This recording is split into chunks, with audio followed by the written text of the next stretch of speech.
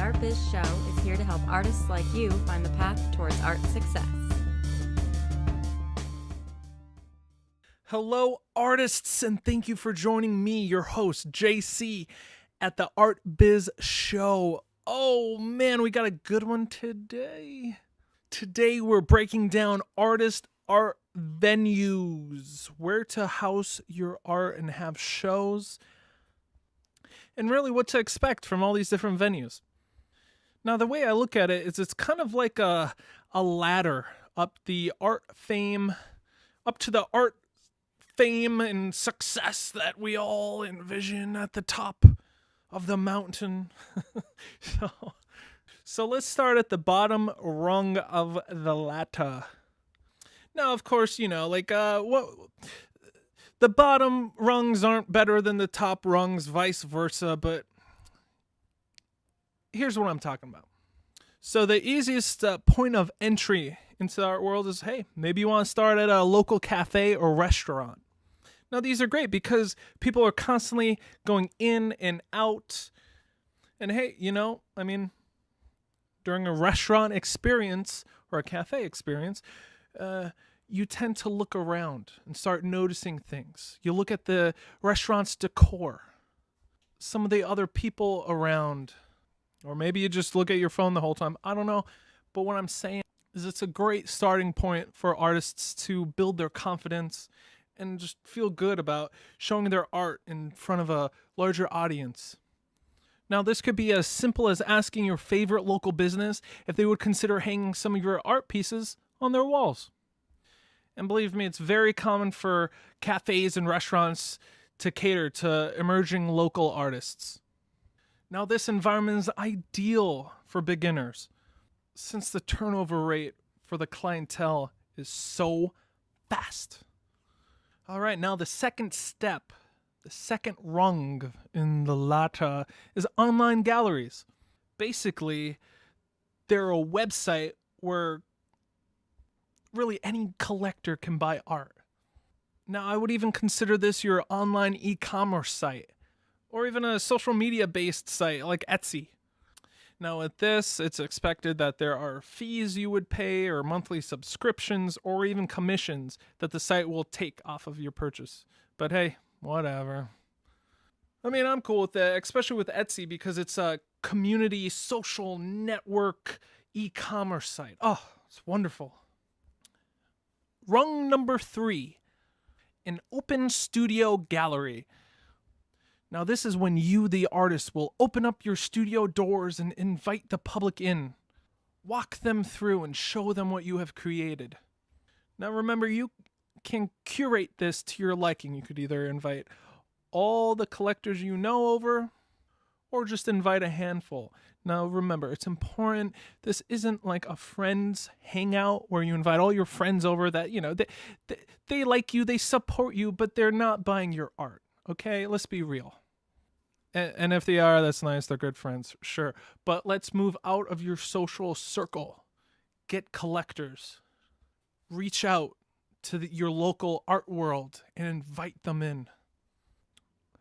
Rung number 4, artist-organized shows and pop-up galleries. Oh. Now, this one could be a lot of fun. These are typically held in a temporary site or a donated or rented location. Now, planning for these are extremely important since it's entirely up to you and the other artists involved. Now, keep in mind, since this show is entirely just up to you guys and girls, your money will be funneled towards rent, utilities, press release packets, mail, which is snail mail and email, curating, and open receptions, which is like the wine, the finger food, or whatever you want, and so much more. Now, usually you would accept donations, but the payoff is in selling the art, since the investment is your full commission.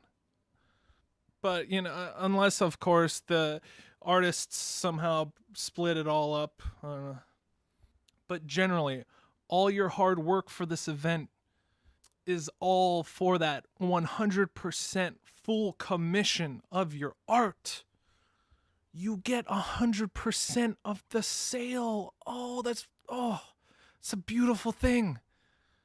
Because when you start working with other, websites, they take commissions and fees. When you work with galleries, they take their own commissions. When you work with anyone else, they all scrape away, chisel off their own little chunk.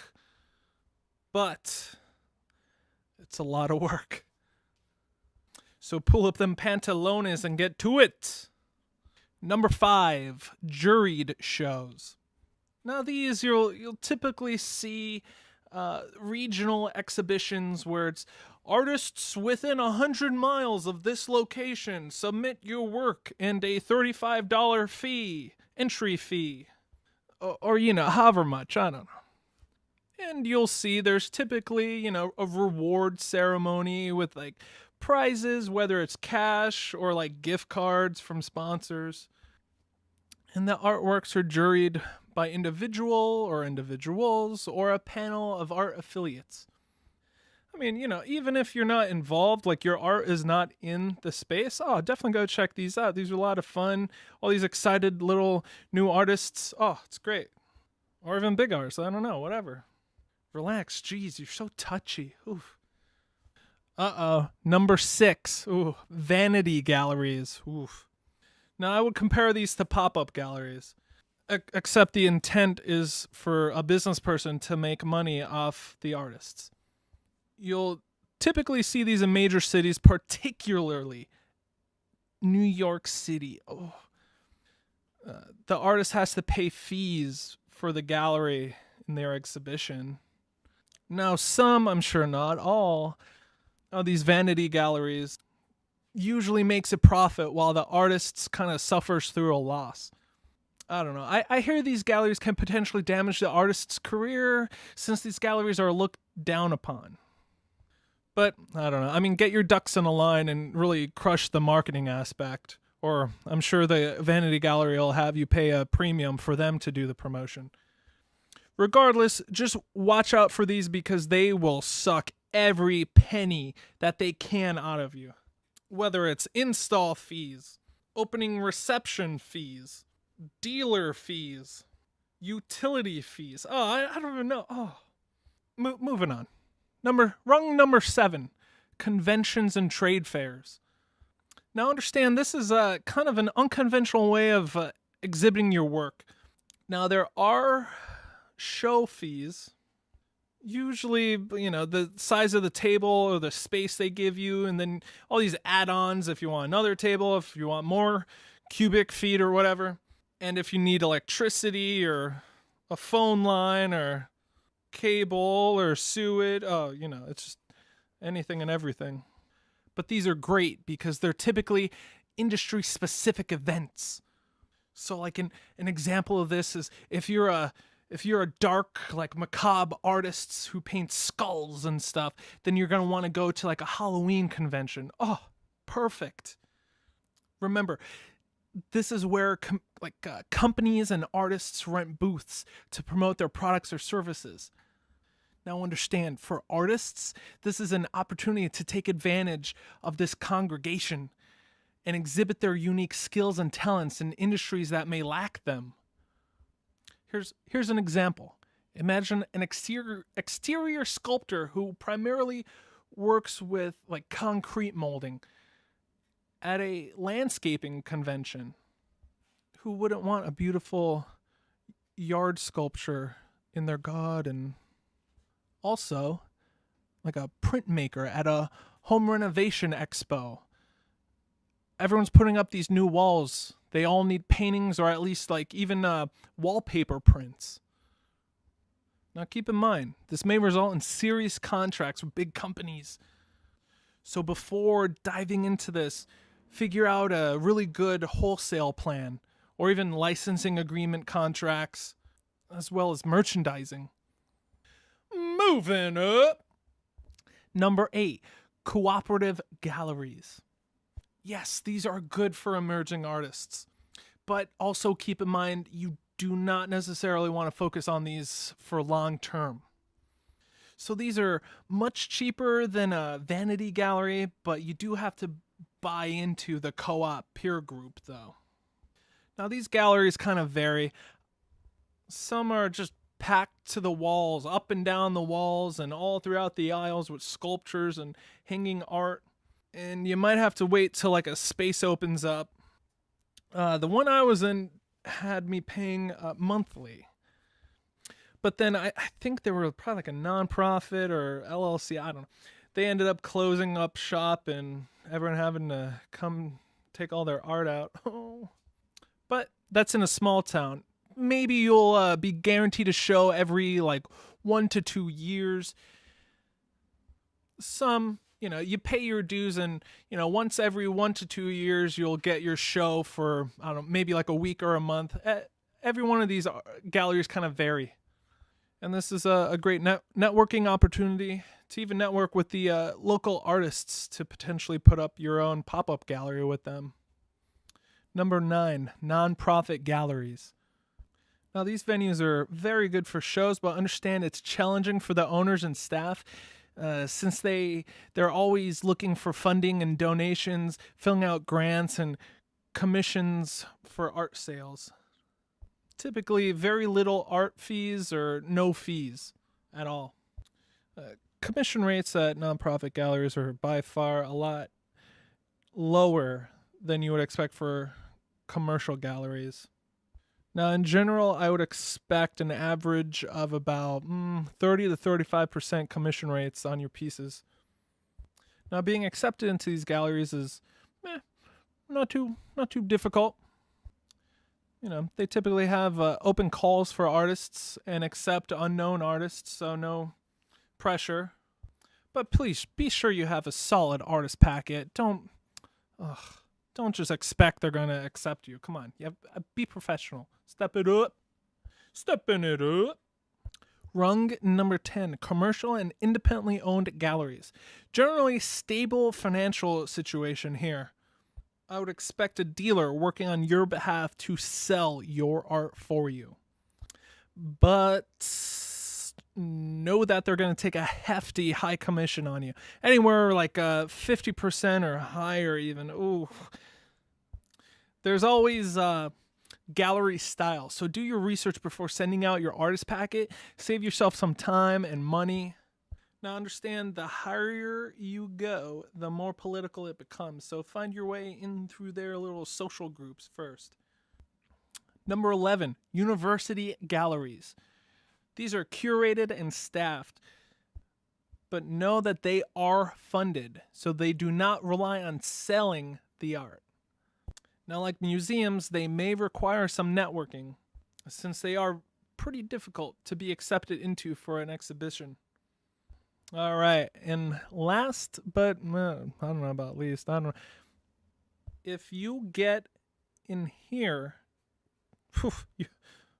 aren't you on top of the world? Number 12, museums. Typically, nonprofit museums vary with accepting new artists. Most don't. But if you know how to network, they might. What you got to do is you got to contact the museum first and ask if they're looking for new artists. If so, ask them what their guidelines are for submitting your work for their exhibition and follow them. Understand that they are probably backed up for several years. Oh yes. Now, museum exhibits mark a huge milestone in an artist's career.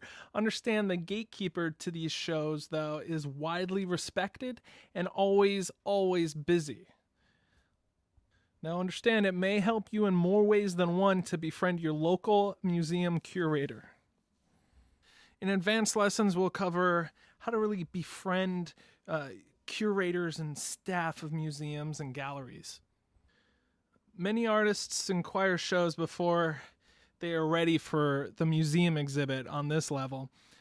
And also, another note, museums do not need to sell since they receive funding.